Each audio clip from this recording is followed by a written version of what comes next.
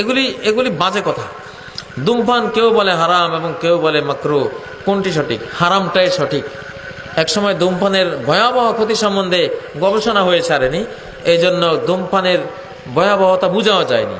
তখন ওলামারা অনেকে মাকরু বলতেন, কিন্তু এখন যখন প্রমাণিত হলো এই ধূমপানের কারণে বছরে প্রায় 15 থেকে 30 লক্ষ মানুষ খুন হচ্ছে, নিহত হচ্ছে, ক্যান্সার, আলসার, বিভিন্ন ভয়াবহ রোগে আক্রান্ত হয়ে মারা যাচ্ছে, এমন একটা ঘাতক জিনিস কিছুতেই মাকরু হতে পারে না, এটা অবশ্যই হারাম, নিষিদ্ধ।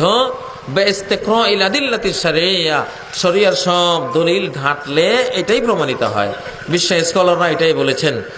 আল্লাহ বলেছেন সূরা বাকারার 195 নম্বর আয়াতে, ওয়ালা তুলকু বিআইদিকুম ইলাত তাহলুকা, নিজ হাতে নিজেকে ধ্বংসের দিকে, মৃত্যুর দিকে ঠেলে দিও না। মান কাতালা নাফসাহু বিসুম্মিন উযবা বিহি ফি নারে জাহান্নাম, যে কোনো বিষ দিয়ে নিজেকে হত্যা করবে, ওই বিষ দিয়ে তাকে জাহান্নামে আযাব দেয়া হবে। এটা তো বিষ, নিকোটিন বিষ।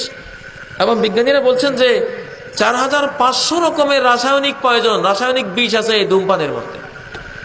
কত? 4500।